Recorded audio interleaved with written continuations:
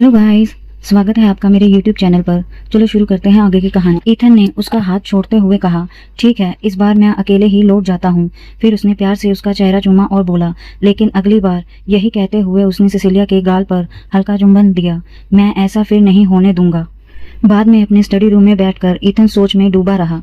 मैंने हमेशा सोचा था कि जब हम दोनों मिलेंगे, जब मैं 20 साल का हो जाऊंगा और तुम युद्ध से लौटोगी, तब हम शादी करेंगे और मुझे आखिरकार अपनी खुशियों का अंत मिलेगा। लेकिन अब वह सोचने लगा, पता नहीं क्यों, जितना मैं सिसिलिया के करीब जाने की कोशिश करता हूँ, वह उतनी ही मुझसे दूर होती जाती है। वह उन पलों को याद करने लगा जब लगता था कि दुनिया में बस वह दोनों ही हैं। क्या मैं गलत था? क्या मैं सिर्फ एक समाज की तरह हूँ, एक सजावट जिसे सिसिलिया को बस सुरक्षित रखना है? उसी वक्त कोई कमरे में आया और बोला, महाराज, आपके लिए एक संदेश आया है। सर्वर ने एक ट्रे में से रखे पत्र को आगे बढ़ाया और कहा, यह रेजिनेटिव से आया है। ईथन ने पत्र लिया और कहा, ठीक है, तुम जा सकते हो। सर्वेंट बोला, यस योर हाइनेस, और कमरे से चला गया। ईथन ने पत्र खोला, उसमें एक रुमाल रखा था। वह पढ़ने लगा, आशा है ये पत्र आपको सकुशल मिलेगा। महाराज, सीधे मुद्दे पर आता हूँ, इसमें आपको दिवंगत रानी का रुमाल मिलेगा। ईथन चौंक गया। माँ का?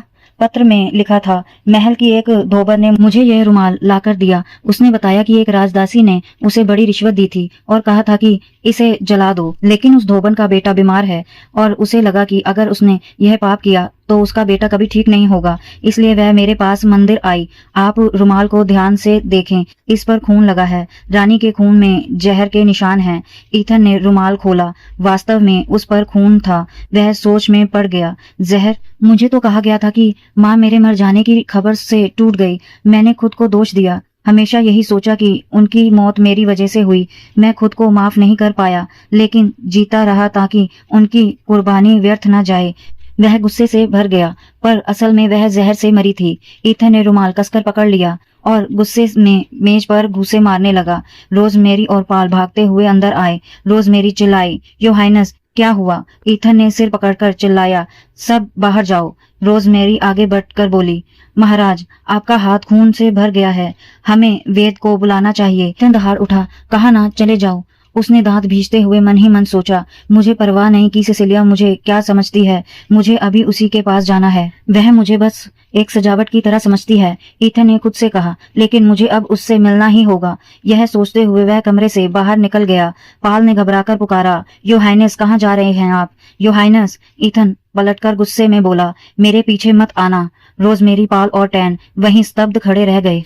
महल के एक कमरे में सिसिलिया एक सोफे पर बैठी थी। उसने एक साधारण सफेद ड्रेस पहन रखी थी, कंधों पर लाल कोट डाला हुआ था और गोद में एक किताब रखी थी। बाहर से आवाजें आ रही थी, आप ऐसे अंदर नहीं जा सकते, प्लीज शांति रखिए। तभी दरवाजा जोर से खुला। ईथन अंदर आ गया।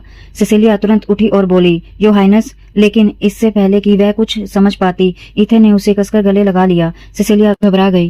क्या हुआ योर हाइनेस? ईथन रोने लगा, आंखों से आंसू गिरते हुए उसने कहा, मुझे तुम्हारी बहुत याद आ रही थी सिसिलिया, मैं खुद को रोक नहीं पाया। सिसिलिया ने उसके आंसू पोंछे और बोली, बैठिए योर हाइनेस। ईथन चुपचाप सोफे पर बैठ गया। सिसिलिया ने धीरे से पूछा, अब कैसा महसूस कर रहे हैं योर हाइनेस? सिसिलिया ने उसका सिर कपड़े से पोंछते हुए कहा, तुम भीग गए हो, मैं कपड़े बदलने को कह देती हूँ। ईथन बोला, मैं ठीक हूँ। वो उसके चेहरे से पानी पोंछ रही थी। तभी ईथन ने कहा, यहीं रहो सिसिलिया। उसने उसका हाथ पकड़ लिया और तभी सिसिलिया के हाथ पर बने निशान दिखाई दिए। सिसिलिया चौंक गई, ये क्या है? ईथन ने देखा कि वो धार्मिक चिन्ह थे जो जादू की ताकत को रोकने के लिए बनाए जाते हैं। ऐसे चिन्ह खुद पर नहीं बनाए जा सकते। इसका मतलब था कि किसी और ने ये सिसिलिया पर जबरदस्ती किए थे।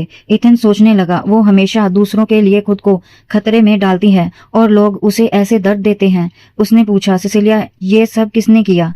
वो बोली, अब ये मायने नहीं रखता, सब ठीक है। ईथन गुस्से में बोला, तुम कभी सच्चाई नहीं बताती। वो बोली, ऐसा नहीं है। ईथन रोने लगा, तुम खुद को तकलीफ देती हो। वो बोला, आज मुझे बहुत बुरी खबर मिली है और जब कुछ बुरा होता है तो मैं सिर्फ तुम्हारे बारे में सोचता हूँ। तुम ही मेरा सब कुछ हो सिसिलिया। सिसिलिया ने उसकी आंखों में देखा और सोचा, ये मेरी तकलीफ के लिए इतना क्यों रो रहा है। उसने उसके आंसू पोंछे और बोली, मत रो, मैं ठीक हूँ। ईथन बोला, तुम हमेशा यही कहती हो, मैं ठीक हूँ, कैसे हो सकती हो? वो हल्का सा मुस्कुराई और बोली, क्योंकि अब तुम मेरे साथ हो और यही मेरी किस्मत है। ईथन मुस्कुराया। सिसिलिया बोली, धन्यवाद मेरे छोटे मंगेतर। ईथन ने कहा, मुझे बताओ मैं खुद को कैसे मजबूत बनाऊं। सिसिलिया ने सोचा, अब वो बड़ा हो गया है और मेरे लिए आंसू बहा रहा है। उसने उसका हाथ पकड़ा और बोला, सिसिलिया। वो बोली, हाँ योर हाइनेस। ईथन ने कहा, मैं हमेशा तुम्हारे साथ रहना चाहता हूँ। सिसिलिया ने मुस्कुराते हुए कहा, और मैं हमेशा आपके साथ रहूंगी। ईथन ने सिसिलिया का हाथ अपने हाथों में पकड़ लिया और उसके नजदीक आकर उसके चेहरे को अपने दूसरे हाथ से पकड़कर उसके लबों को चूम लिया और सिसिलिया से पूछा, क्या हम आगे बढ़ सकते हैं? सिसिलिया बोली, यस योर हाइनेस। फिर वो दोनों आगे बढ़ गए और एक दूसरे के साथ खूबसूरत समय बिताने लगे। ईथन ने प्यार से कहा, सिसिलिया तुम बहुत मजबूत और खूबसूरत हो। कोई भी तुम्हें मुझसे ज्यादा नहीं चाहता। मैं तुमसे बहुत प्यार करता हूँ। मैं चाहता हूँ कि हमारा एक परिवार हो। नहीं, असल में बस इतना काफी है कि तुम हमेशा मेरे साथ रहो। अगली सुबह ईथन की नींद खुली। वो अब भी बिस्तर पर था और सिसिलिया सामने खड़ी थी। वो बोली, ओह तुम जाग गए? ईथन ने देखा कि वो पूरी तरह से तैयार थी। उसने पूछा, तुम तो जल्दी उठ गई होगी। सिसिलिया ने कहा, नाश्ता जल्दी ही तैयार होगा, आप भी कपड़े बदलकर नीचे आ जाइए। ईथन बोला, ठीक है। वो मुस्कुराई, तो फिर नीचे मिलते हैं। ईथन ने उसे रोका और कहा, रुको सिसिलिया। वो उसके पास गया और उसके गाल को चूम लिया। नीचे मिलते हैं, ठीक है। सिसिलिया थोड़ा शर्मा गई और बोली, मेरा हाथ योर हाइनेस। तभी लियोन तेजी से अंदर आया और बोला, माय लेडी। सिसिलिया ने कहा, लियोन तुम इतनी सुबह यहाँ? क्या हुआ? लियोन ने जवाब दिया, वो जादुई पत्थर जिसे आपने मिस सालियोजी को दिखाने को कहा था, उन्होंने एक जरूरी संदेश भेजा है। वो यह नहीं पता लगा सकी कि पत्थर किसका है, लेकिन उन्हें यकीन है कि वो हार्थर थ्रेड से जुड़ा हुआ है। सिसिलिया चौंक गई। हार्थर थ्रेड से? फिर एक छोटा सा विवरण आया। हार्थर थ्रेड एक ऐसा समूह था जो आजादी के झंडे तले एकजुट था और उसके बीच बहुत गहरा भरोसा और नाता था। हर सदस्य दूसरे पर इतना भरोसा करता था कि किसी गद्दार का होना सोचना भी मुश्किल था। अगर कभी कोई गद्दार होता तो उसे ढूंढ पाना लगभग नामुमकिन होता। ऐसा गद्दार राजा और ईथन दोनों के लिए खतरा होता। साथ ही यह देशद्रोह, वचन तोड़ना और पूरे संगठन के लिए खतरा होता। थ्रेड का कोई भी सदस्य इस बात से अनजान नहीं था। सिसिलिया ने सोचा, मुझे दोषी को ढूंढना होगा। उसने लियोन से पूछा, इसके बारे में और कौन जानता है? लियोन बोला, मेरे अलावा सिर्फ मिस सारियाजो और उनके गुरु। सिसिलिया ने कहा, ठीक है, हम विक्टोरिया को जवाब भेजने से पहले थोड़ा वक्त देंगे।